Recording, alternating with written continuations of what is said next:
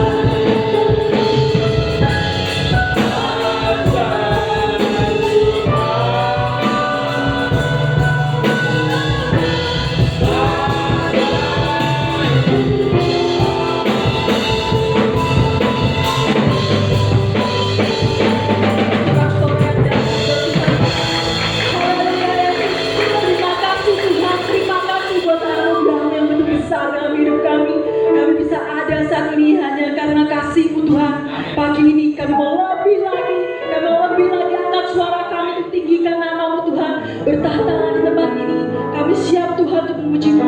Hanya di dalam nama Tuhan Yesus Kristus yang siap untuk memuji Tuhan, katakan amin. Silakan duduk. Selamat pagi, selamat datang, selamat berbakti, memuji dan menyembah nama Tuhan. Bapak Ibu, apa sudah siap memuji menyembah Tuhan dengan lambaikan tangan? Haleluya. Mari masuk gerbangnya dengan hati bersyukur.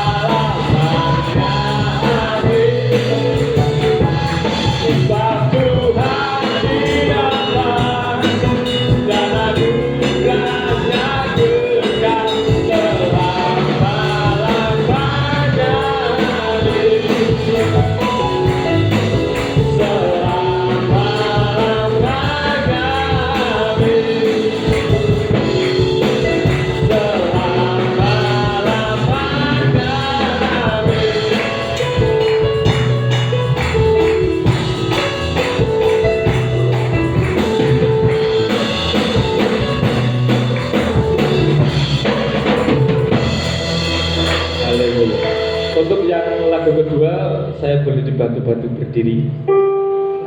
Haleluya. Kalau saya bilang Yesus, boleh disaut Raja 2 kali ya. Yesus Raja, Raja, begitu? Oke. Yesus Raja. Yesus Raja. Yesus Raja. Dialah Raja. Haleluya.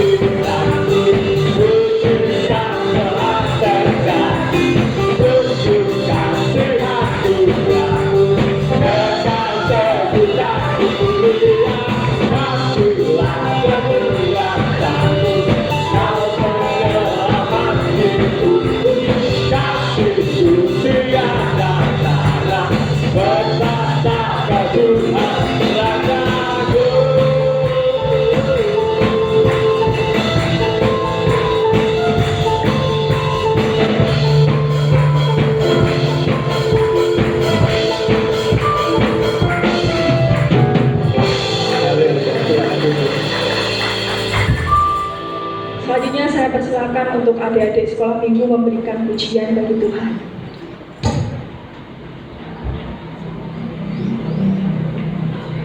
Ya, adik-adik sekolah minggu.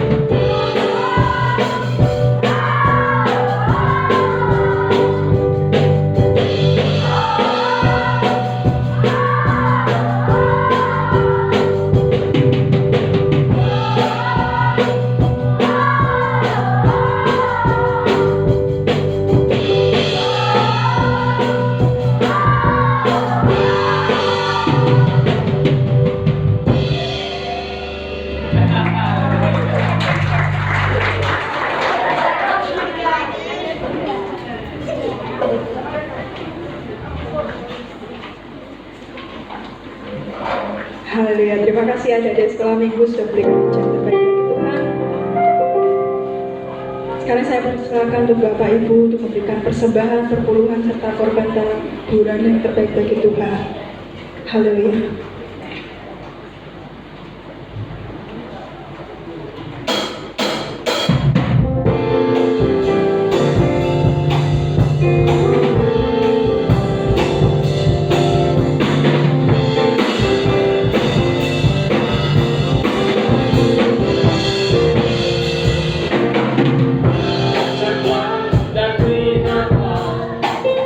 Betapa baiknya Tuhan.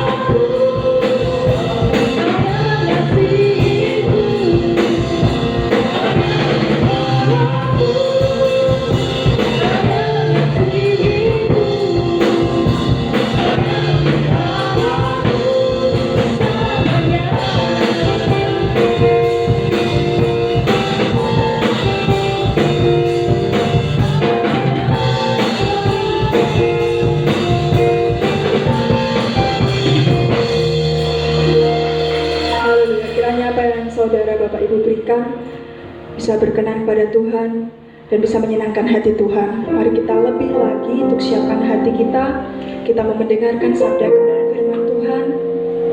Biarlah hati kita menjadi hati yang subur, supaya benih firman yang ditaburkan oleh hamba-Nya bisa tumbuh dalam hidup kita.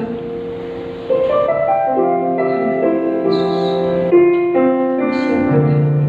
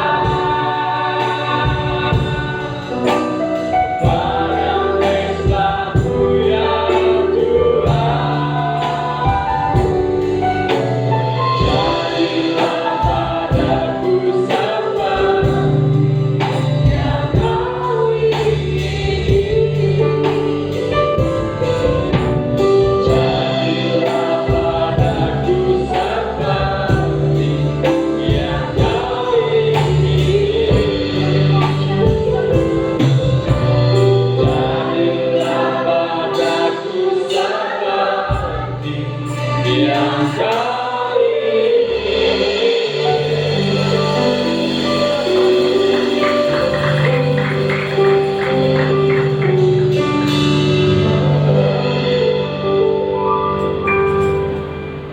Haleluya Yesus. Syukur atas begitu kasih-Mu yang sangat luar biasa dalam kehidupan kami. Kami sangat berterima kasih. Tidak bisa balas atas kebaikan, kecuali hanya menyerahkan hidup kami sepenuhnya di tangan-Mu. Biar kuasa-Mu sendiri tetap berkarya dalam kehidupan kami sekalian. Bapa, terima kasih. Kami sudah menyembah dan puji kepada Engkau bahkan mempersembahkan. Jadikan Tuhan pujian dan persembahan kami ini bau yang harum dari hati, supaya saat pagi hari ini Engkau akan berkenan memberkati kami lewat kebenaran firman. Terlebih kalau sebentar kami akan mendengar kebenaran firman-Mu, urapi kami semua yang hadir di tempat ini, terlebih lagi bagi hamba-Mu Tuhan, supaya setiap kebenaran firman nanti bisa tertanam di dalam hati kami, sehingga hidup kami benar-benar berarti di hadapan Tuhan. Bapak, terima kasih.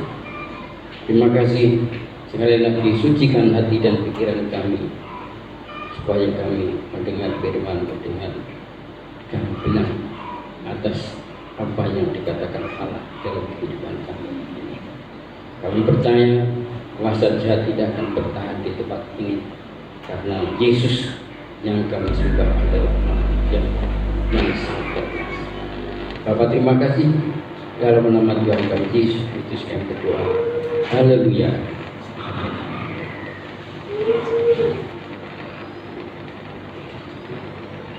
Cek. Puji Tuhan, Bapak Ibu, saudara salam Tuhan. Shalom.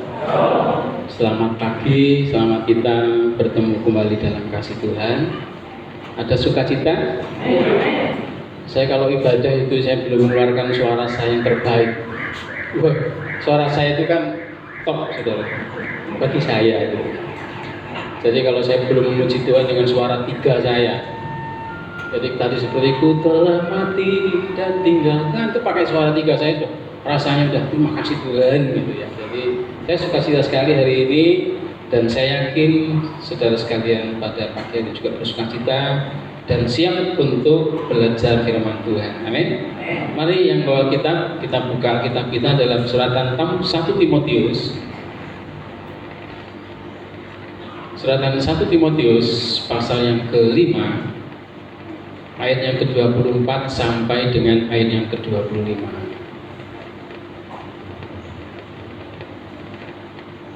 1 Kawis Tunggal Timotius bab ipun bab gangsal ayatipun sekawan likur ngantos ayat selangkung.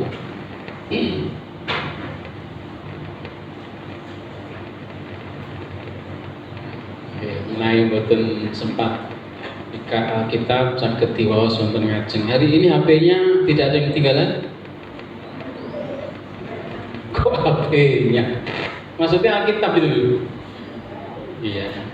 Nek Alkitab carry, Pak Alkitab carry gak apa-apa Bu. Nek HP-nya carry tekani baleni ngene iki. Aja ya. Alkitab itu penting. 1, kita baca bangkit berdiri. Ya. 2, 3. Dosa beberapa orang menyolok seakan-akan mendahului mereka ke pengadilan, tetapi dosa beberapa orang lagi baru menjadi nyata kemudian. Demikian pun perbuatan baik itu segera nyata, dan kalau tidak demikian dia tidak dapat terus tinggal tersembunyi. Katakan amin. Silakan duduk belakang, kesesekan belakang, bisa maju di sini, tempat duduk di depan ini kosong. Mbah Sukijan itu sendirian, tolong bisa ditemani. Iya, ada itu Pak Andreas. Puji Tuhan Bapak Ibu, demikian bacaan firman Tuhan. Yang berbahagia adalah setiap saya dan saudara yang membacakan, yang mendengarkan firman Tuhan, terlebih yang memegang setiap kebenaran firman Tuhan setiap hari. Amin. Saya akan bacakan ayat ini dalam bahasa Jawa Suriname. Pak Bapak Ibu ngerti Suriname? Suriname itu tengah Amerika Latin riko. Jadi ada Amerika Utara, ada Amerika Selatan. Amerika Utara itu ada Meksiko, ada Kanada, Amerika Serikat. Nah, Selatan itu di situ adalah orang-orang yang berbahasa Latin. Pada zaman Belanda, orang-orang Jawa banyak yang dijadikan pekerja rodi di Suriname. Nandur tembakau, nandur tebu, karena cuaca atau iklim di Suriname hampir sama dengan Indonesia. Nah, ternyata orang-orang Jawa di Suriname itu beranak pinak. Seperti orang-orang Jawa di Sumatera itu di Delhi, di Dili, di kerja keras, kerja paksa di Dili, gitu ya. Ini yang Suriname tuh naik kapal jauh perjalanan ke Amerika Selatan, gitu ya. Amerika Selatan ada Chile, kemudian ada Argentina dan sebagainya itu loh Bapak Ibu. Masa gak ngerti sih? Saya bacakan dalam bahasa Jawa Suriname ya. Bahasa Jawa Suriname itu hanya dalam perjanjian baru saja, perjanjian lama belum ada. Eneng wong sing dosane jan ketara banget. Ketarane ora usah ngenteni besok. Nek nang ngarepe Gusti Allah, maksudnya enggak besok ning ngarepe Gusti Allah gitu ya. Nanging liyane dosane saiki durung ketok. Ketarane besok nang ngarepe Gusti Allah. Kaya ngono uga panggawe becik oke-oke saiki wis ketok. Nanging uga penggawe becik sing durung ketok saiki besok bakal ketok. Ya, kenal nggih? Makanya di bahasa Jawa niku perlu juga yang belajar bahasa Jawa ya, dilengkapi HP-nya. Jangan dilengkapi TikTok-nya. Dilengkapi HP-nya dengan Alkitab sehingga bisa dibanding-bandingkan ini gitu ya. Nah, dalam pembacaan kita hari ini Bapak Ibu saya ingin beri judul firman Tuhan adalah dosa dan perbuatan baik. Dosa lan panggawe becik. Nanti kita akan bahas satu-satu. Perkara dosa itu adalah perkara yang begitu diperhitungkan serius di hadapan Tuhan ya. Kalau dalam pembacaan ini konteksnya itu adalah tugas daripada Timotius sebagai pemimpin jemaat itu untuk berani menegur. Ayat 20 itu dikatakan mereka yang berbuat dosa hendaklah kau tegur di depan semua orang agar yang lain itu pun takut. Kalau di atasnya itu ada kesaksian 2-3 orang saksi. Nah, kalau kita bandingkan dengan Matius 18 ayat 15 dan seterusnya itu Bapak Ibu ya, dalam Matius 18, 15, 17 itu Tuhan Yesus beritahu kalau ada yang berdosa ya ditegur 4 mata. Tapi bukan 4 matanya Pak Tukul ya. 4 mata ki adu joto, satu arep berhadapan-hadapan. Kemudian kalau diperingatkan belum bisa. Ini memang disiplin gereja itu begitu sistem yang dibangun Tuhan. Jadi kalau ada dosa itu harus ditegur. Kenapa? Nanti kita akan pelajari bahwa dosa itu perkara yang serius tadi. Nah, kalau dua orang 4 mata belum bisa membuat orang tadi sadar, panggil 1 atau 2 orang di antara jemaat. Kalau belum, baru ditegur di depan umum seperti yang dikatakan firman Tuhan ini supaya ada efek jerah. Ya, supaya ada efek jerah yang lain menjadi takut. Karena dosa kita tahu bahwa upah dosa itu apa? Maut. Bukan hadratul maut. Yemen, Yaman itu hadratul maut. Negara asalnya Pak Anies Baswedan hadratul maut, Yaman itu hadratul maut gitu ya. Bukan itu. Tapi maut artinya kematian kekal. Itulah saya dalam gereja Tuhan. Yang namanya dosa itu menjadi perkara serius.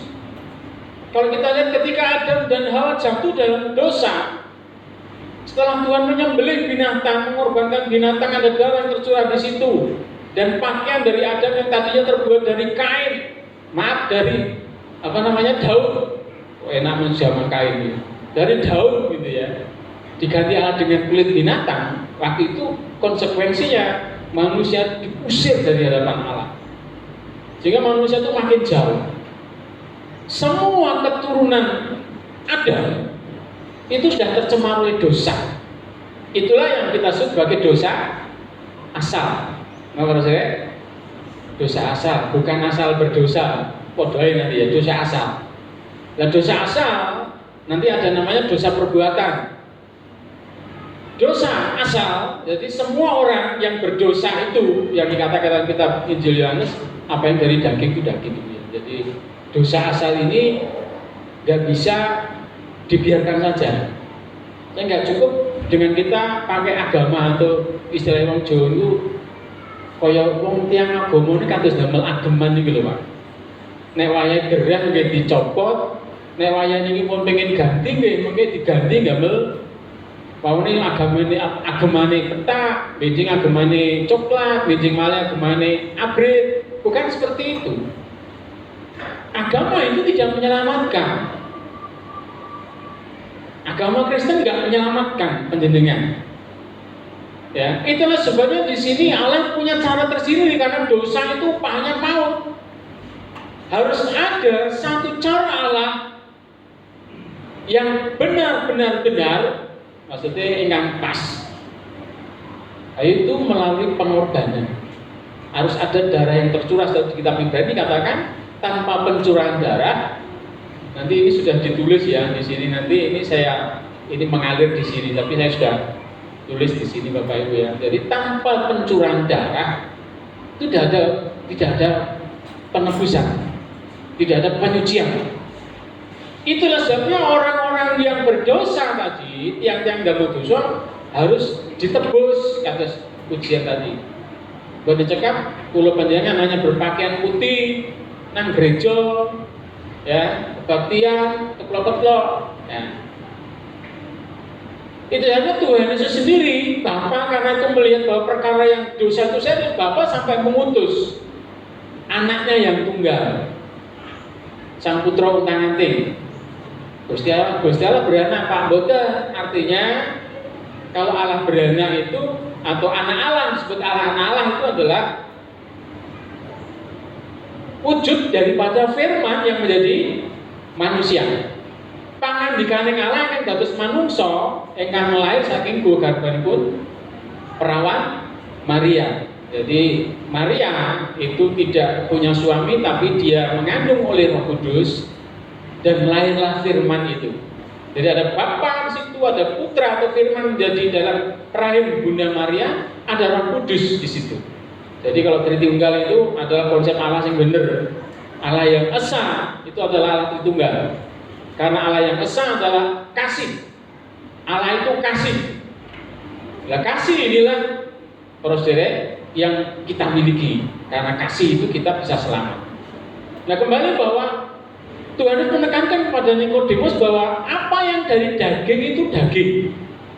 Artinya semua keturunan Adam dan Hawa itu sudah tercemar oleh dosa. Semua sudah berdosa dan sudah kehilangan kemuliaan Allah. Itu namanya apa yang dari daging itu daging. Gak iso jadi lebu swarga itu. Gak iso. Lepas perjanjian lama itu kok betul digabes tapi kok masuk surga, nanti saya kasih tahu. Ya, nanti saya kasih tahu pada Bapak Ibu. Allah dari mulai sudah membuat satu pertanda atau satu gambaran atau satu tindakan bahwa tadi tanpa pencurahan darah tidak ada penebusan, tanpa pencurahan darah tidak ada pengampunan dosa. Itulah sebabnya ketika Adam dan Hawa menutupi rasa malunya atau kemaluannya itu dengan menyemat daun pohon ara, itu tidak benar. Ya, akhirnya Tuhan menyembelih binatang. Binatang yang tersembelih itu ada darah yang tercurah. Darah yang tercurah itulah sebagai korban penghapus dosa, itu gambaran. Itu nanti dilanjutkan oleh Bapak Abraham atau Ibrahim atau Kain Habil itu. Kemudian Nuh juga mempersembahkan korban bakaran. Dan semua orang kudus di masa lalu itu membakar korban persembahan. Sampai akhirnya Bapak Abraham suruh menyembelih anaknya itu, ya, Ishak, untuk menjadi korban di hadapan Allah. Ya, karena perintahnya begitu ya dilakukan saja Bapak Ibrahim ini atau Abraham ini. Dan akhirnya kita tahu bahwa Ishak itu yang mestinya mati digantikan oleh seekor domba. Ini sampai pada akhirnya yang ditunjuk oleh Nabi Yohanes Pembaptis itu, ini loh anak domba Allah yang akan menebus dosa umat manusia, yang akan menanggung dosa umat manusia. Ini loh anak Allah. Dia menunjuk pada satu pribadi, Yesus yang sudah dewasa pada waktu itu, pada orang-orang semua. Ini loh anak domba Allah. Maksudnya ini loh yang menebus dosa, yang ditentukan oleh Bapa untuk menebus dosa supaya manusia yang dari daging tadi bisa dihisapkan kembali. Itulah sebabnya kata Tuhan kepada Nikodemus, kalau kamu tidak dilahirkan kembali oleh air dan roh, kamu gak bisa masuk kerajaan Allah. Bisa terangkan pelan-pelan buat Bapak Ibu paham. Ya, kenapa konsepnya orang Kristen itu harus masuk baptisan air. Ya, itu adalah perwujudan atau simbol daripada kelahiran baru. Kalau kita tidak menjadi ciptaan baru, tidak dilahirkan kembali oleh air dan roh, kita tidak punya pribadi Allah, sifat Allah di sini. Ya, paham ya? Sehingga kita ini diampuni dosa kita, disucikan pelanggaran kita melalui darah Yesus Kristus. Tadi saya katakan bahwa dalam perjanjian lama, bagaimana mereka nggak dibaptis Pak? Tapi pengikut Musa ditulis oleh Rasul Paulus bahwa pengikut Musa itu untuk menjadi pengikut Musa mereka dibaptis melalui laut, berjalan di tengah laut itu gambaran baptisan. Ya. Tapi semua intinya itu ada pencurahan darah. Ibrani menulis bahwa semua orang kudus di masa lalu yang takut Tuhan, mereka juga disucikan oleh darah Yesus. Jadi darah Yesus itu menyucikan dosa dari zaman Adam sampai ke zaman Yesus waktu itu, sampai ke zaman kita hari ini, dan sampai nanti dia datang kembali. Untuk setiap orang yang mau bertobat dan menerima Yesus sebagai Tuhan dan Juru Selamat dalam hidupnya, orang itu menjadi ciptaan baru. Amin. Lahir baru, ciptaan baru. Makanya Allah menciptakan kembali. Karena produk yang pertama Adam itu sudah dikatakan tercemar oleh dosa. Maka yang tercemar ya tetap tercemar. Harus ada kelahiran baru. Setiap orang yang percaya Tuhan Yesus sudah lahir baru. Katakan amin. Kemudian penjenengan percaya Gusti Yesus. Ya, lajeng penjenengan dibaptis, itu adalah gambaran dari penjenengan mati bersama Tuhan. Tenggelam itu mati dan dibangkitkan bersama Tuhan kembali. Sehingga pada saat kita menerima Tuhan Yesus itulah ada benih ilahi dalam 1 Yohanes pasal 1 ayat 9 itu pasal 3 ayat 16, wijining kealahan, sifat Allah sendiri ditaruh di dalam hati kita.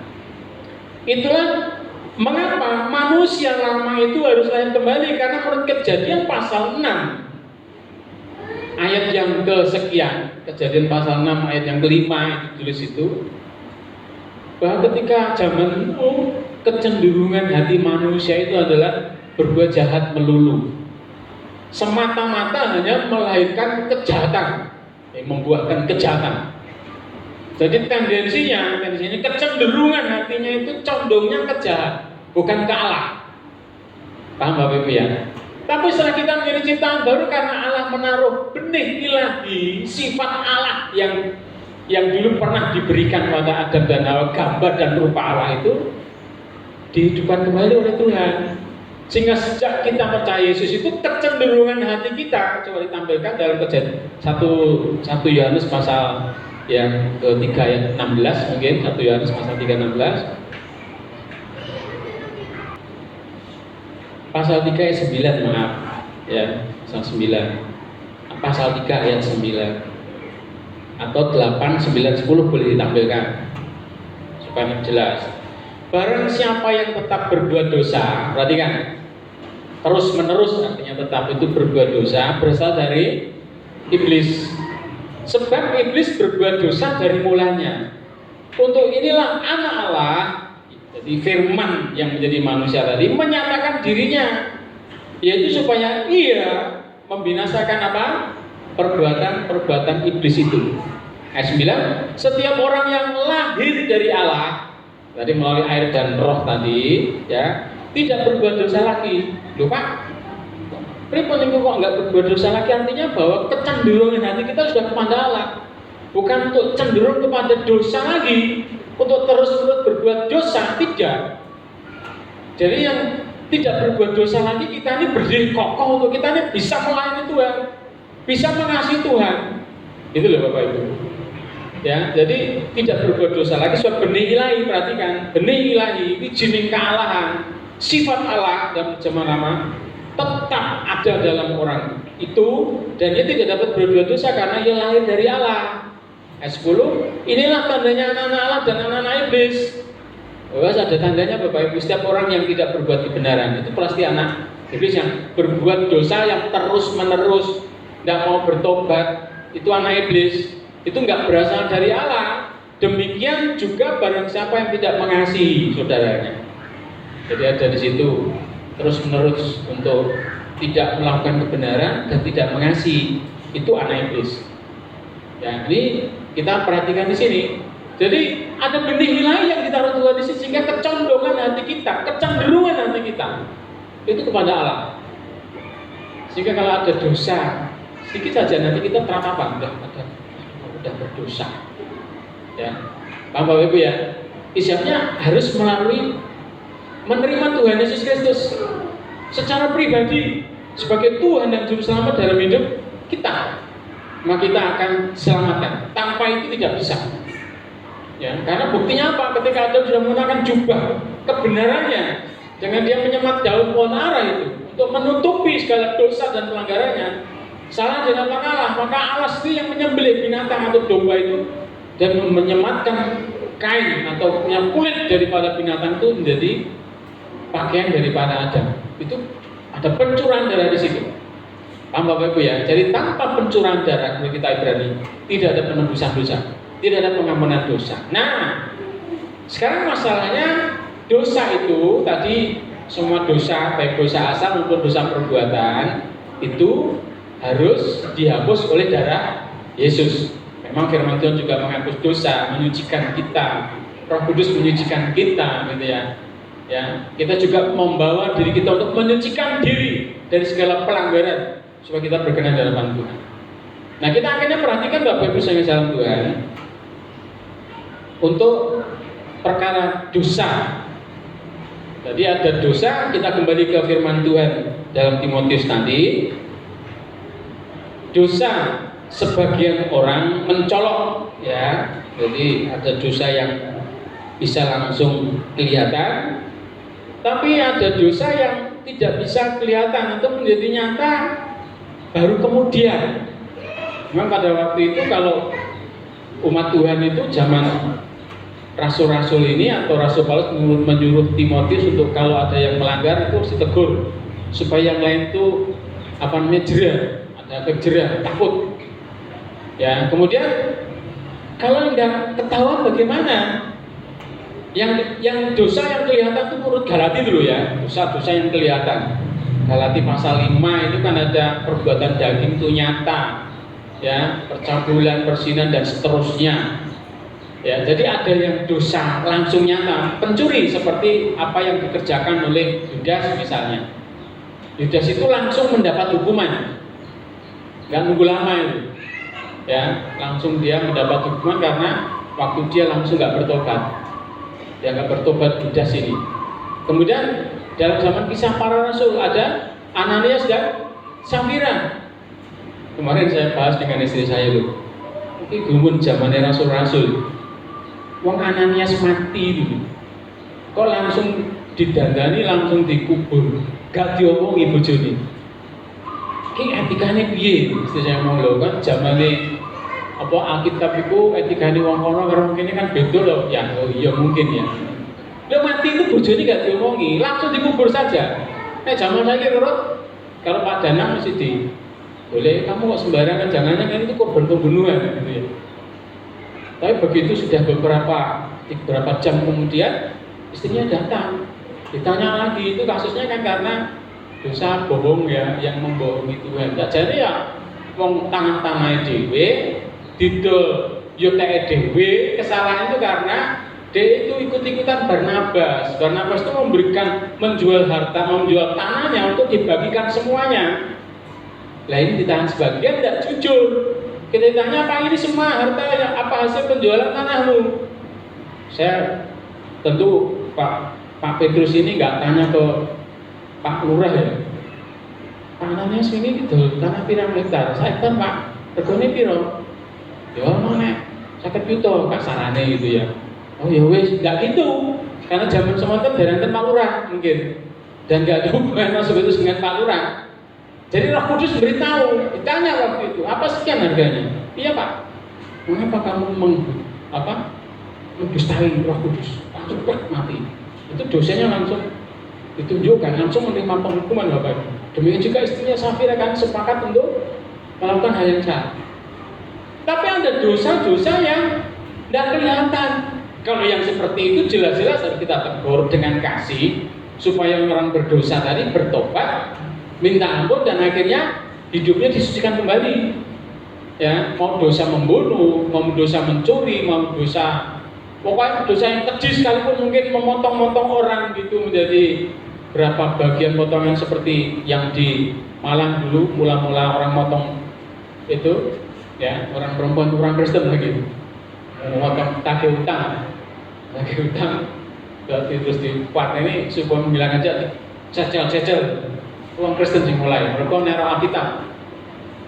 Loh, apa Pak? Lihat dulu Alkitab apa kayak kita hakim-hakim. Itu kan ada orang Lewi yang motong-motong bujune dibaik potongan rolas hidup si keleweng ya udah misalnya tidak tahu bagiannya dia gitu ya. Dan ternyata orang ini yang itu juga mungkin terinspirasi yang jahat ini untuk menghilangkan jejak, dan ternyata diikuti orang sampai hari ini banyak orang yang menghilangkan jejak dengan menghilangkan cara seperti itu. Ini gak boleh, ini jahat, ini dosa. Jadi mau dosa besar, mau dosa kecil sama di hadapan Tuhan, upahnya itu maut.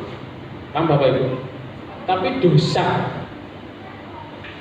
kalau orang bertobat minta ampun sama Tuhan, menurut kitab 1 Yohanes pasal 1 ayat 9. Kalau kita mungkin ngomong lah, aku ganti dosa. 1 Yohanes coba tampilkan, 1 Yohanes pasal 1 ayat 8, 9 dan 10. Ini ayat hafalan saya. Jika kita berkata bahwa kita tidak berdosa, maka kita menipu diri kita sendiri. Kita menipu orang lain susah nggak? Saya pernah ditipu dan saya susah, gitu ya. Tapi kalau menipu diri sendiri yang susah siapa? Yang menderita ya diri sendiri gitu loh. Kalau kita mengatakan kita nggak berdosa, kita menipu diri sendiri. Dan kebenaran tidak ada di dalam kita. Ayat 10 dulu. Boleh ayat 10 dulu. Ayat 10. Ayat 10. Ya. Jika kita berkata bahwa kita tidak ada berbuat dosa, sama dengan di atas tadi, maka kita membuat Tuhan itu menjadi pendusta. Dan firman-Nya tidak ada dalam diri kita. Dan solusinya ayat 9. Jadi nggak ada orang nggak berdosa gitu loh. Setelah kita ini dihapus dosa kita, tetap dosa itu bisa berkelanjutan. Kita bisa lagi berbuat dosa gitu loh. Tapi ada solusi yang luar biasa ini. Kita harus mengaku dosa kita. Jika kita mengaku dosa kita, maka Ia adalah setia dan adil, sehingga Ia akan mengampuni segala dosa kita dan menyucikan. Bukan hanya mengampuni, tapi disucikan, dihilangkan, tidak kelihatan lagi. Ya, sehingga bisa benar-benar suci di hadapan Allah, tidak ada lagi noda di dalamnya. Tapi syaratnya mengaku. Kalau nggak mengaku, Tuhan nggak bisa menyucikan. Dosa kecil saja Tuhan itu kurang panjang tangan untuk menolong. Jadi tangan Tuhan begitu pendeknya untuk menolong, karena ada dosa yang menghalangi. Dosa kecil saja.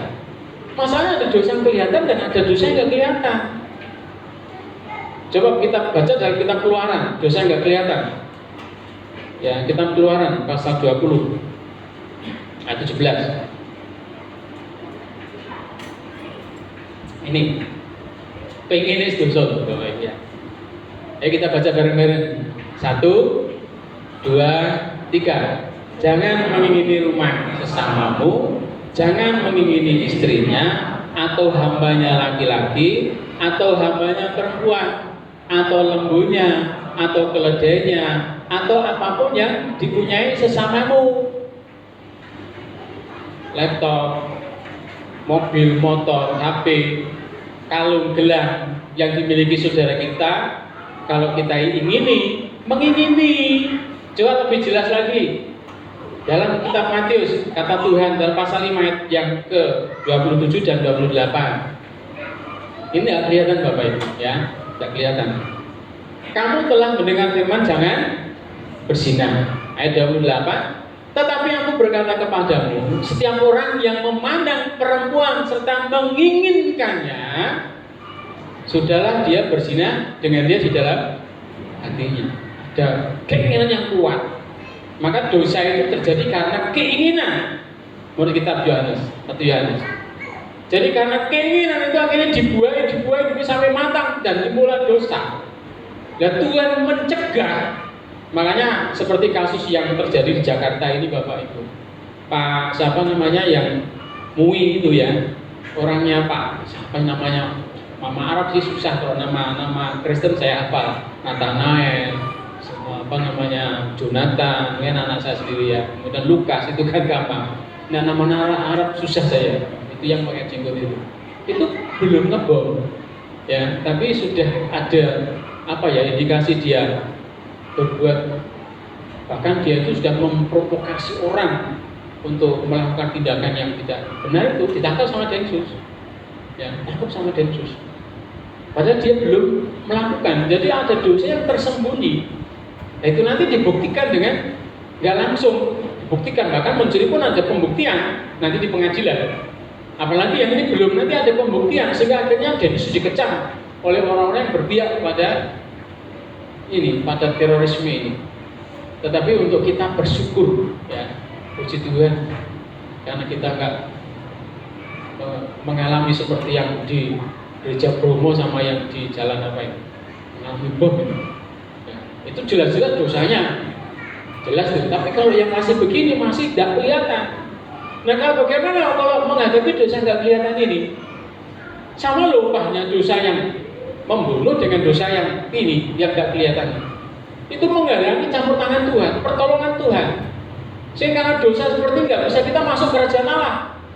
Bapak Ibu sudah ngesel. Tanpa kekudusan, tidak mungkin kita masuk kerajaan Allah. Itu firman Tuhan. Solusinya bagaimana kalau kita sudah mengalami atau kita melakukan dosa yang kok saya melakukan dosa yang apa ya tidak saya lakukan, masih dalam keinginan dan dosa.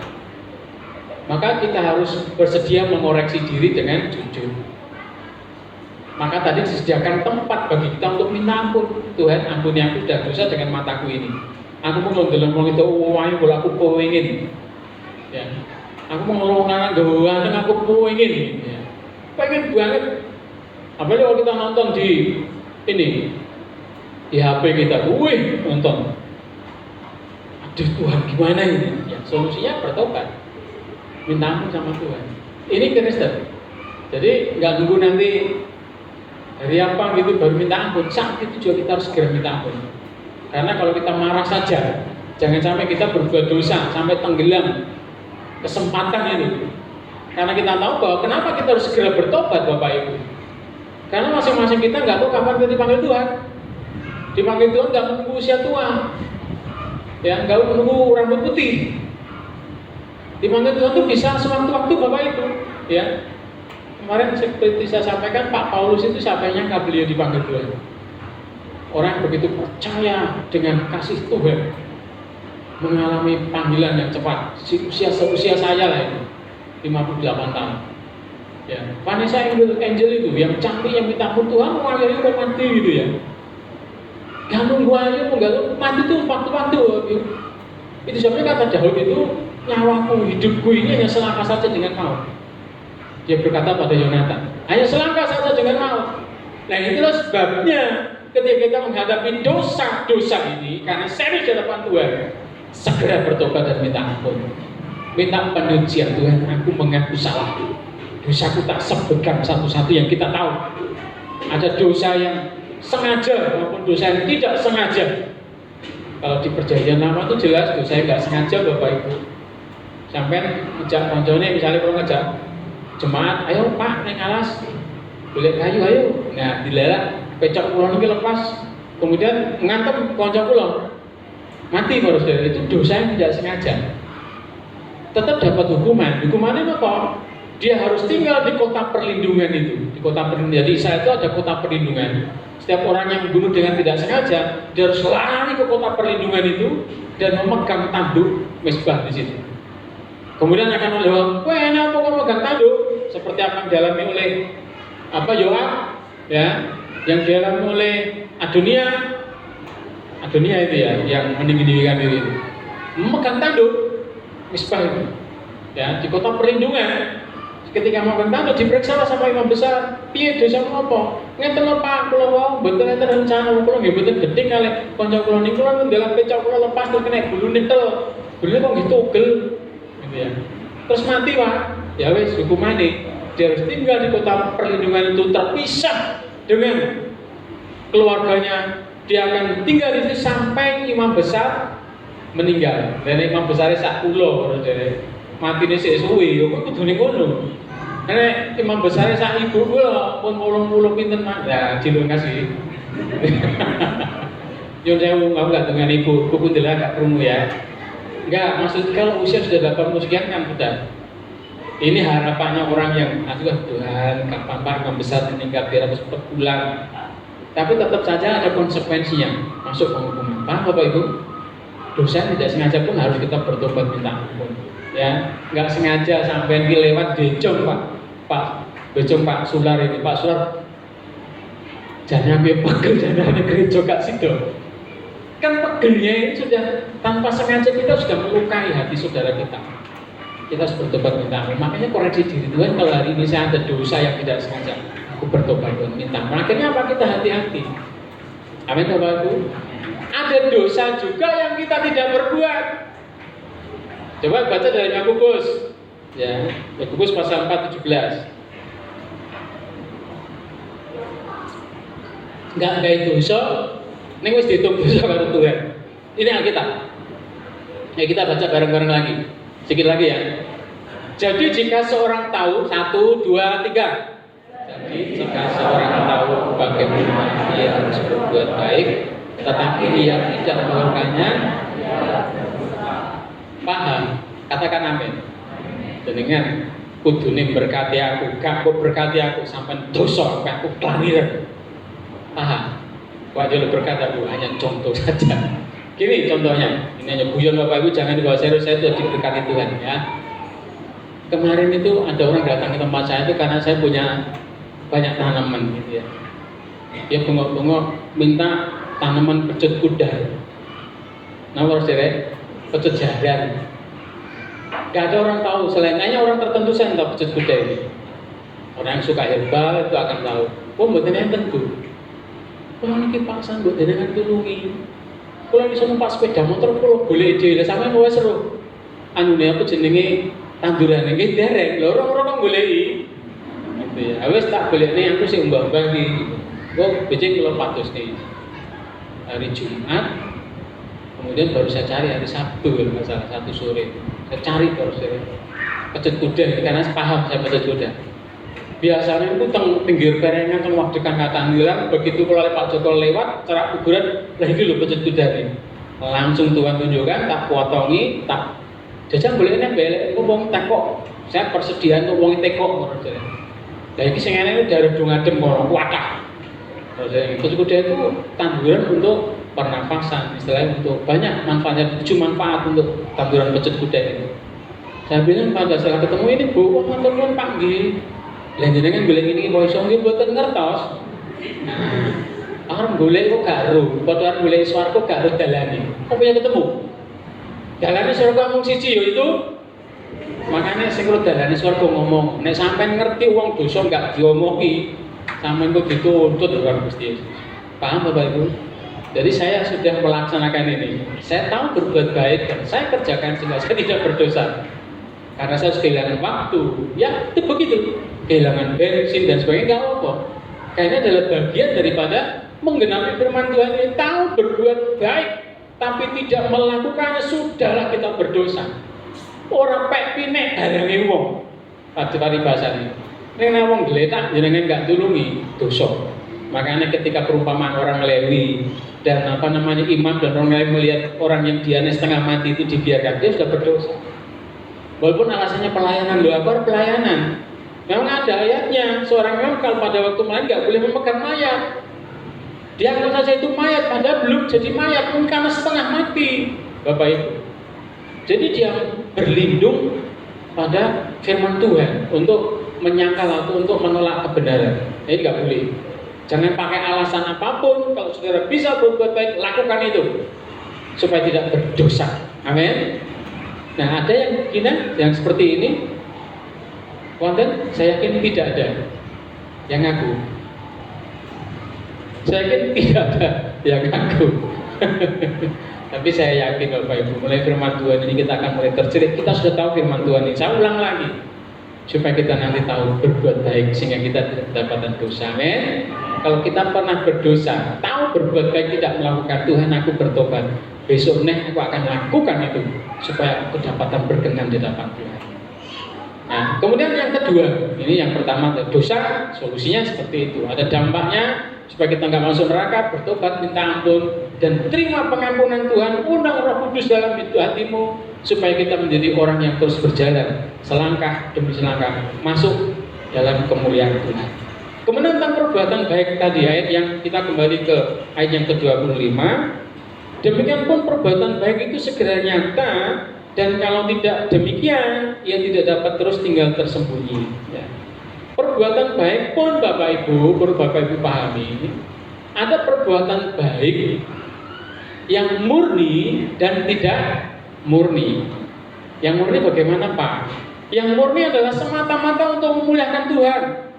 Apapun yang kita lakukan, apakah perkataan kita, apakah buah-buah pikiran kita, apakah itu perbuatan kita, yang kita lakukan terhadap keluarga, terhadap sesama, semua untuk kemuliaan Tuhan, itu murni. Ya, yang tidak murni yang bagaimana? Dalam Matius pasal 6 ayat 1 itu supaya dilihat orang. Jadi orang-orang Yahudi, orang Farisi itu segala perbuatannya supaya dilihat orang. Coba ditampilkan ayat itu.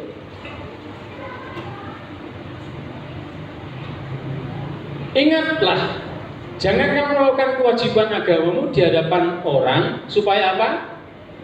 Dilihat mereka. Karena jika demikian kamu tidak beroleh upah dari Bapamu yang di surga. Ya, menjadi orang Kristen itu seperti kota di atas bukit, pasti dilihat Bapak Ibu. Ya, orang Kristennya ngertino perjamuan suci ini klambine putih-putih, ya, dilihat orang. Tapi kan dilihat orang itu bukan berarti kita apa ya? Ini tergantung kepada hati kita gitu.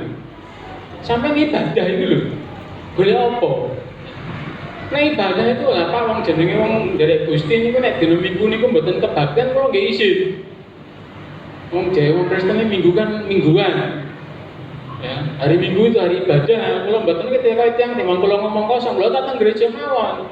Wes tekan gereja sama duduk ning gereja, hatinya tidak di sini. Hanya melayang-layang kemana-mana. Nah, itu kan nggak kelihatan juga. Perbuatan baik, perbuatan kita tidak kelihatan. Hatinya melayang, pikirannya kemana-mana. Duduk di sini, tapi nggak konsen untuk firman Tuhan. Kita lihat, ya, pernah Ibu Gembala cerita ada seorang hamba Tuhan ketika dia hadir dalam pertemuan Bama, kalau nggak salah itu laporannya, dia itu hanya pegang HP, serius dengan HP-nya. Ketika bolak-balik disebut Pak, ini, gitu ya. Jadi nggak tanggap. Wong ngomong ning mimbar gak dirungokne mergo dia asik dengan HP-nya ini. Ya, dia datang dalam pertemuan tapi hatinya nggak di situ. Sehingga ketika sing pembicara balik menyampaikan salam, ngomong-ngomong tentang dia, ya hai toh. Hati nggak di situ. Saya Bapak itu nggak hai ya. Sebab kalau ada HP, penjenengan ke gereja bawa HP, tolong dimatikan dulu untuk apa namanya itu yang kaitannya dengan mungkin media sosial lah ya, dimatikan supaya nanti patut tunting. Mungkin nggak melihat, oh ini ada bisnis. Jadi fokuslah ke Tuhan. Supaya nanti ibadah kita dengan rasa cukup itu mendatangkan keuntungan secara rohani. Ibadah kita nggak sia-sia. Paham Bapak Ibu? Ya ini memang sampai di sini kita harus paham bahwa ada dosa yang tersembunyi dan tidak kelihatan. Tuhan kita tuh Tuhan yang cemburu. Saya lihat di TikTok Loh, saya ini nggak mungkin untuk melakukan hal yang tidak benar karena Tuhan saya itu Tuhan yang cemburu. Jadi kan dengan sementara Tuhan melalui hambanya menyampaikan firman Tuhan, dengan sibuk sendiri dengan urusan jenengan nggak perhatikan Tuhan. Caca suami istri lah. Wong lanang karo wedok sing dibojoi ngomong sing lanang. Biasanya ibu-ibu sing ngomong meng. Ya. Bapak iku sasi karo HP karo Bu ibu. Banting HP ini. Jangan ngomong karena itu marah. Tuhan itu begitu. Ya. Kalau kita Tuhan menyampaikan ada firman yang disampaikan, kita nggak fokus ke firman Tuhan. Ya, kita kemana-mana. Tuhan itu Allah yang cemburu. Perhatikan karakternya. Jika kita nanti bisa Saul saja bahwa orang yang hebat sudah berperang berjasa untuk bangsa Israel. Kurang apa Saul? Tapi Tuhan bilang Saul disingkirkan. Setelah Saul disingkirkan, artinya penggantinya Saul sudah ada itu Daud. Allah mendapati Daud seorang yang berkenan di hatinya dan yang selalu melakukan kehendaknya. Nah, perhatikan ini. Jadi kalau kita sudah menjadi orang Kristen seperti itu, orang yang diundang ke pesta, sudah datang ke pesta tapi nggak pakai pakaian pesta. Loh, kita bisa komplain, Tuhan, kok saya sampai celulu wangira, orang belum datang. Aku wis teko ning kene kudu sampai matur nuwun gitu ya. Kok malah cekel ikat orang itu dan pasukan ke tempatnya main bola, di sana terdapat rata dan tetap gigi. Dan ternyata kalau pesta zaman Alkitab itu orang dikasih pakaian yang sama, ada pakaian pesta di situ. Jadi kasih pakaian pesta, bukan pakaian kita yang mungkin merasa kita baik, pakaian itu lebih baik, tapi harus ikut aturan dalam pesta itu. Demikian pun kita merasa bahwa kita baik, tapi kita harus tetap ikut aturan Tuhan. Paham Bapak Ibu ya? Supaya perbuatan baik kita tadi menjadi nyata. Jadi ada perbuatan baik yang tidak kelihatan, atau yang kelihatan sekalipun dengan tendensi yang beda-beda. Itu kembali ke hatinya. Kecondongan hati kita kemana? Aku menolong orang itu tujuannya apa? Aku mengampuni orang itu tujuannya apa? Aku memberkati orang itu tujuannya apa? Kalau semua murni itu kemuliaan Tuhan, jangan takut. Kita nggak akan pernah kehilangan upah kita. Amin. Karena dalam kitab Maleakhi pasal 3 ayat 16 Tuhan mencatat, ada catatan disediakan untuk perbuatan kita. Ya, jadi Maleakhi 3 pasal 3 ayat yang ke-16 bisa ditampilkan.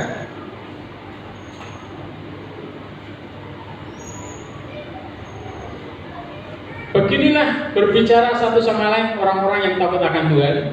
Tuhan memperhatikan dan mendengarnya. Sebuah apa? Kitab peringatan ditulis di hadapannya. Jadi ditulis, ada malaikat yang menulis di hadapannya bagi orang-orang yang takut akan Tuhan dan bagi orang-orang yang menghormati Tuhan, menghormati namanya. Paham Bapak Ibu ya? Ya, ini yang kenapa perbuatan itu juga mendapat nilai serius di hadapan Tuhan. Karena kalau kita mati nanti, yang menyertai adalah perbuatan baik kita. Ayo dibaca ayat terakhir. Wahyu pasal yang ke-14. Ada di situ ya. Ayat 13. Dan aku mendengar suara dari surga berkata, tuliskan, berbahagialah orang-orang mati yang mati dalam Tuhan sejak sekarang ini, sungguh kata Roh, supaya mereka beroleh atau boleh beristirahat dari jerih lelah mereka, karena segala perbuatan, kalau di atas itu berbahagia, itu adalah perbuatan baik, baik itu yang tersembunyi maupun yang nyata-nyata, yang orang lain tahu maupun orang lain tidak tahu, yang disertai dengan kemurnian untuk kemuliaan Tuhan, maka perbuatan baik itu loh yang menyertai mereka. Tapi kalau perbuatan yang jahat, tidak berbahagia ayatnya, bersusahlah, ya, bersedihlah, menangislah, merataplah. Kalau perbuatannya itu tidak baik, perbuatan baik saja masih dinilai lain sama Tuhan. Ya kok maksudnya bagaimana? Ya baik itu untuk Tuhan atau untuk dirimu sendiri. Kalau kamu berbuat baik supaya dapat jempolan, olehnya jempol kita. Tapi nek perbuatan baik itu kamu lakukan, baik yang kelihatan maupun tidak kelihatan, semua Tuhan saya lakukan supaya saya membahagiakan saudara saya, supaya saya menolong saudara saya. Karena perkataan kita, buah-buah berkat-berkat kita, uang kita, apapun itu, jasa kita, yang kita lakukan semua untuk Tuhan dimuliakan melalui kita, karena kita itu alatnya. Maka itu dicatat oleh Tuhan, perbuatan baik yang benar di hadapan Tuhan. Amin. Jadi mari Bapak Ibu, kalau kita melakukan yang baik, kita harus hati-hati. Jangan sampai motivasinya ini yang mendorong kita untuk melakukan kebaikan itu adalah perkara yang tidak benar. Kita harus mendorong apa yang mendorong kita melakukan kebaikan, beribadah, melakukan apapun itu hanya untuk kemuliaan Tuhan. Amin. Kesimpulannya, jadi karena sama-sama ada hasilnya, ayo kita tinggalkan dosa dan jangan jemu-jemu berbuat baik. Tapi kalau kita tidak jemu berbuat baik, kita akan menuai bila tiba waktunya. Waktu itu waktunya Tuhan mau kita menuai di dunia ini, mau menuai di surga. Jadi supaya kita dengan Tuhan tidak ada yang sia-sia. Tinggalkan perbuatan dosa dan melakukan yang baik di hadapan Allah. Kiranya Tuhan Yesus berkati kita semua. Ku telah mati dan tinggalkan. Para petugas bisa maju ke depan.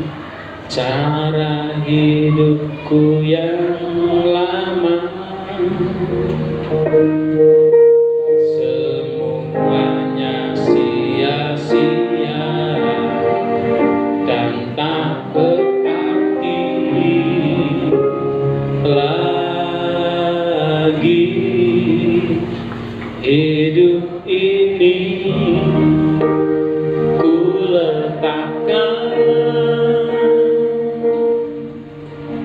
pada mezbah-Mu ya Tuhan.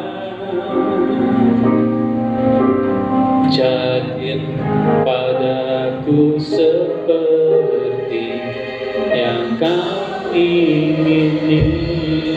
Ku telah mati, ku telah mati dan tinggalkan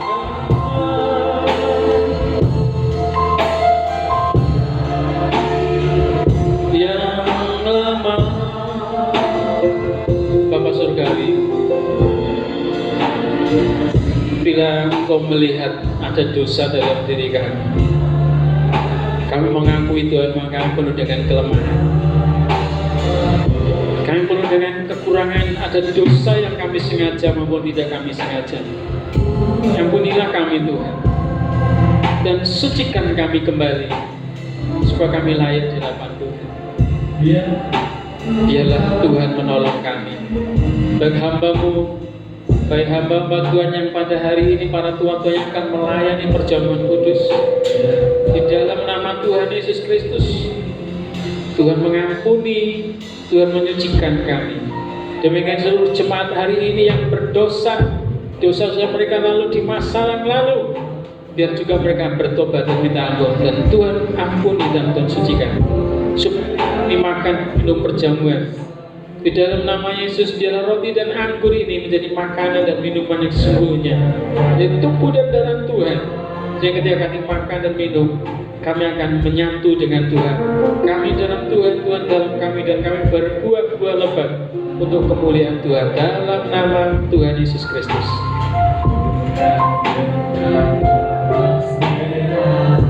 Amin. Kau menebus diriku oleh segenap kasih dan pengorbananmu. Ku telah mati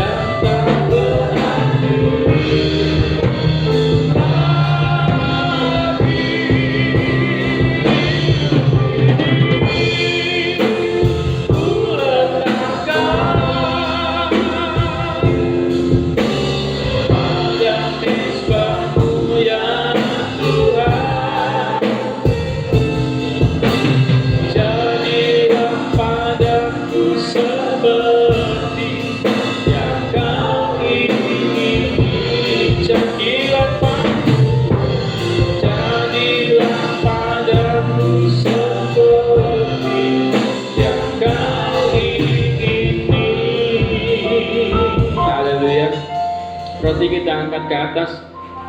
Inilah Tuhan yang dihancurkan demi untuk kesehatan saya dan saudara, demi untuk kebaikan hidup kita. Kita bersyukur dari hari ke hari pemeliharaan begitu baik. Kadang kita merasa dibedakan dari yang lain, diistimewakan oleh Tuhan. Kita hanya bisa, Tuhan terima kasih. Ini semua karena kemurahan dan kebaikan Tuhan. Ini semua karena pengorbananmu di kayu salib yang begitu luar biasa. Engkau rela melakukan semuanya itu supaya kami yang berdosa ini dibenarkan, supaya kami yang menderita dibuat kami bahagia, supaya kami yang susah mendapat penghiburan, supaya kami yang sakit disembuhkan. Dalam nama Tuhan Yesus, dengar firman Tuhan. Kemudian kita akan makan bersama dengan percaya. Sebab apa yang teruskan kepadamu telah aku terima dari Tuhan, yaitu bahwa Tuhan Yesus pada malam waktu ia diserahkan mengambil roti, dan sudah itu ia mengucap syukur atasnya. Ia memecah-mecahkannya dan berkata, inilah tubuhku yang diserahkan bagi kamu. Perbuatlah ini menjadi peringatan akan daku. Saudara-saudara kekasih dalam Tuhan, bukankah roti yang kita pecah-pecahkan adalah persekutuan dengan tubuh Kristus? Karena roti adalah satu, maka kita sekalipun banyak adalah satu tubuh, karena kita semua mendapat bagian dalam roti yang satu itu, dalam nama Tuhan Yesus Kristus.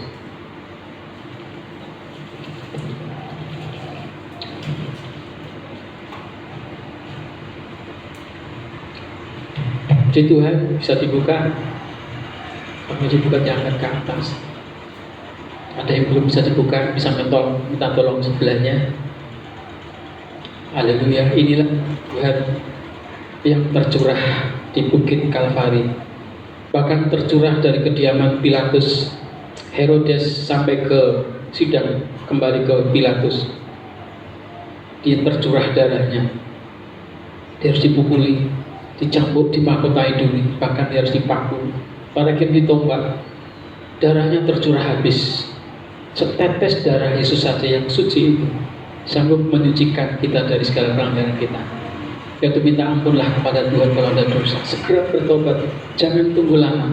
Bertobatlah dan kembalilah kepada Tuhan, supaya hidupan kita makin layak di hadapan Tuhan, dan kita layak menikmati janji-janji Tuhan. Dengan firman Tuhan, setelah itu kita akan minum bersama dengan percaya. Demikian juga ia mengambil cawan, sudah makan, lalu berkata, cawan ini adalah perjanjian baru yang dimeteraikan oleh darahku. Perbuatlah ini setiap kali kamu meminumnya, menjadi peringatan akan daku. Sebab setiap kali kamu makan roti ini dan minum cawan ini, kamu memberitakan kematian Tuhan sampai ia datang kembali. Saudara-saudara kasih dalam Tuhan, bukankah cawan pengucapan syukur yang atasnya kita ucapkan syukur adalah persekutuan dengan darah Kristus? Dalam nama Tuhan Yesus.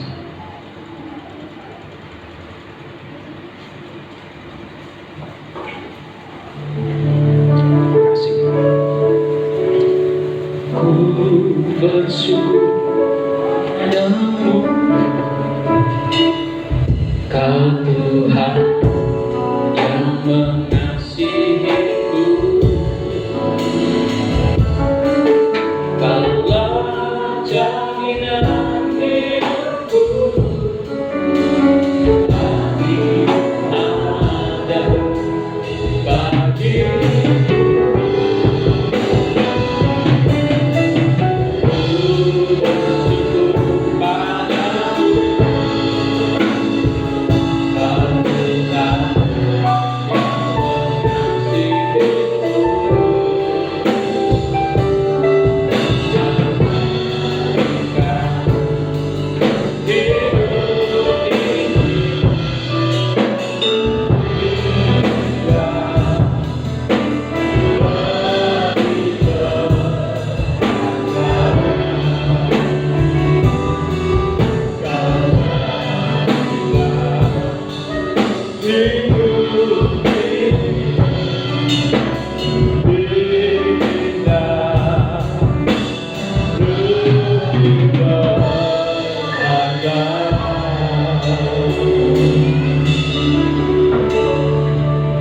Terima kasih Tuhan, hati kami dipuaskan dengan kebenaran firman Tuhan yang luar biasa.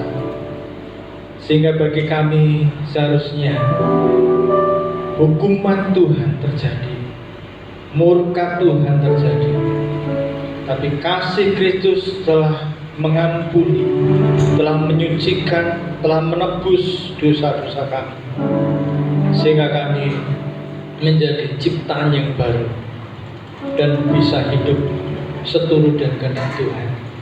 Kami tahu ada hal yang harus kami kerjakan untuk menuruti kehendak Tuhan, yaitu melakukan perkara yang baik. Karena kita tetapkan kami diciptakan dalam Kristus untuk melakukan perkara yang baik di akhir zaman ini. Terima kasih, tanamkan firman Tuhan di dalam hati kami. Kami percaya melalui firman Tuhan ini setiap kami akan terus menjaga kekudusan kami di hadapan-Mu. Kami akan menjadi pribadi yang layak dan berkenan di hadapan Tuhan. Berkati hamba-Mu dengan urapan yang lebih lagi, sehingga terus menuntun langkah hidup kami menuju pada perkenanan Tuhan di akhir zaman ini, sehingga setiap kami menjadi sarana untuk kemuliaan nama Tuhan melalui perkataan, melalui perbuatan, melalui tingkah laku kami. Kami serahkan Kau, berkati hamba-Mu, urapi dengan kuat kuasa-Mu, pakai terus dengan kuasa Tuhan yang dahsyat luar biasa. Memberkati apapun yang menjadi kerinduan, harapan, pergumulannya, Tuhan tolong nyatakan kemurahan selalu. Demikian Tuhan, setelah kami menikmati perjamuan kudus pada kesempatan siang hari ini, biarlah kami memahami Tuhan di dalam kami dan kami di dalam Tuhan, dan sehingga kami boleh berbuah-buah kebenaran. Oleh sebab itu Tuhan, kami serahkan kepada-Mu setiap kami yang telah menikmati berkat-berkat Tuhan. Kami boleh meninggalkan tempat ini dengan sukacita yang penuh. Kami boleh menjadi saksi Tuhan dimanapun kami berada, sehingga Tuhan, kami boleh menjadi pribadi yang menyenangkan hati Tuhan. Diberkati apapun yang telah kami persembahkan di hadapan-Mu, pujian, penyembahan, persembahan kami, apapun bentuk pelayanan yang kami lakukan di hadapan Engkau telah memberkati.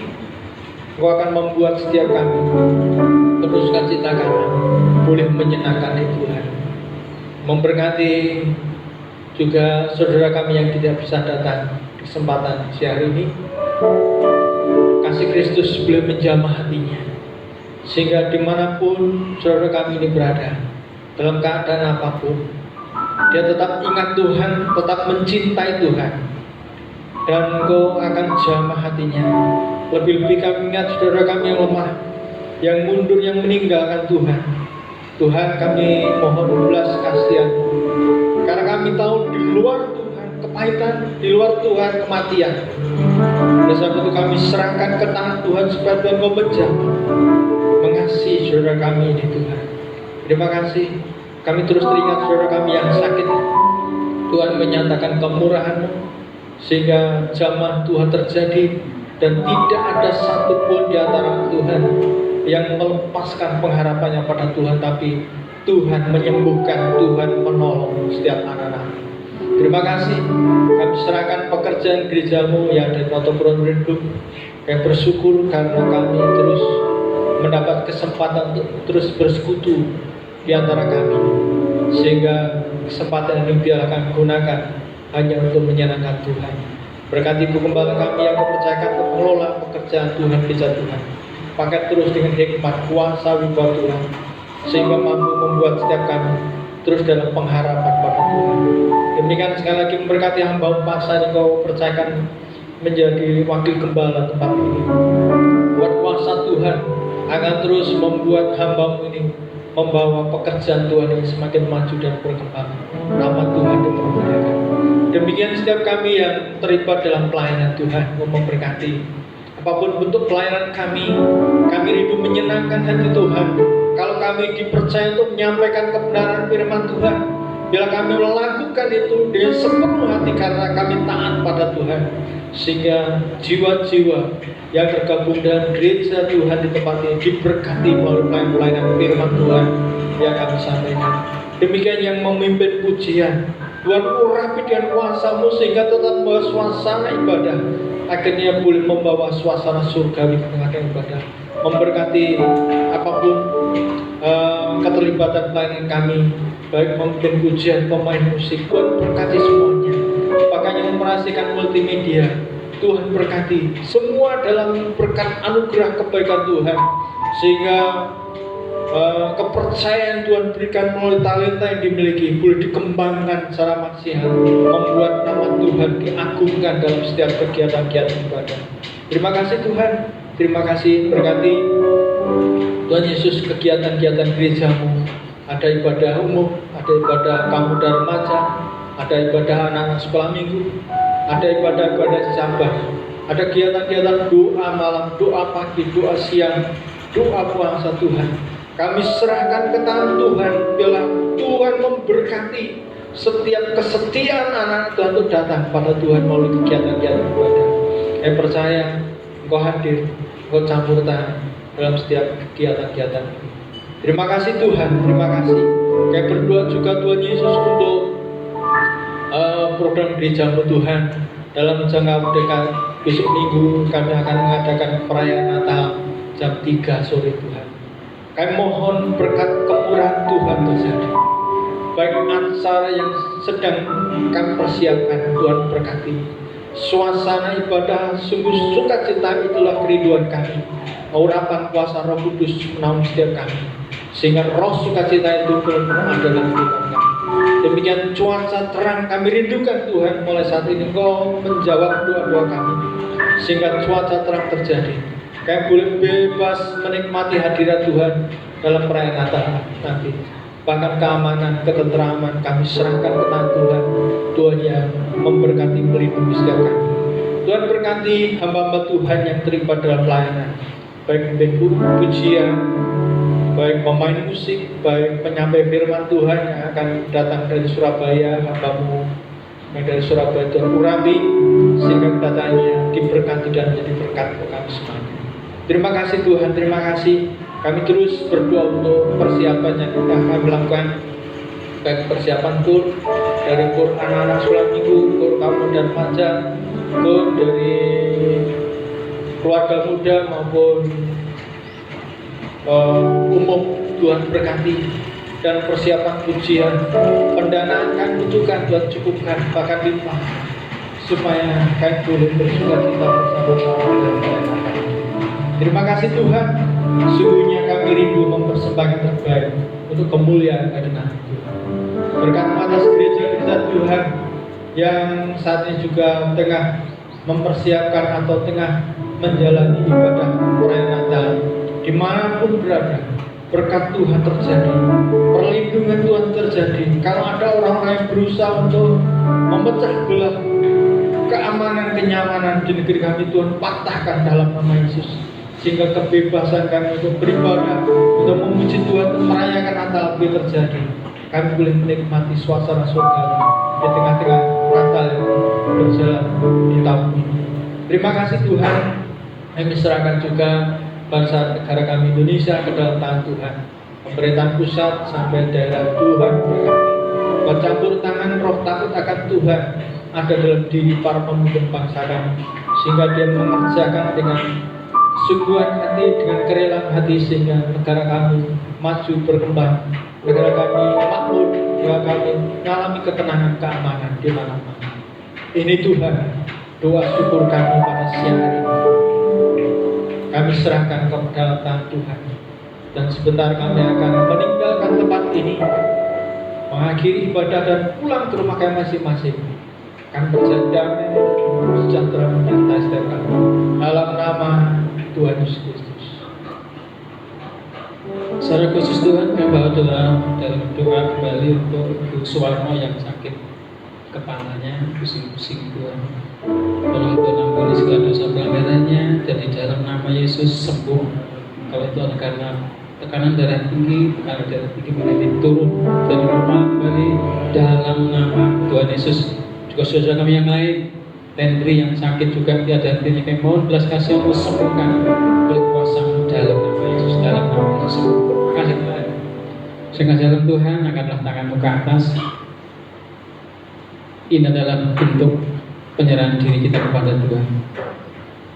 Kita bersyukur punya Bapa yang terus peduli pada kita, yang terus mengarahkan wajahnya kepada kita, menyuntikkan telinganya untuk mendengar setiap doa, setiap pujian penyembahan kita, dan mengulurkan tangannya untuk menolong kita. Sebab tangan Tuhan tidak kurang panjang untuk menolong saya dan saudara. Apapun masalahmu, Tuhan sanggup menolongnya dalam nama Tuhan Yesus Kristus. Para saudara yang kinasih dalam Gusti Yesus Kristus, menggusaran kita soang-soang ngarakan pasamuan menika tumuju balik griya kita piyambak-piyambak. Kanthi sih rahmat lan tentrem rahim saking Allah Sang Rama.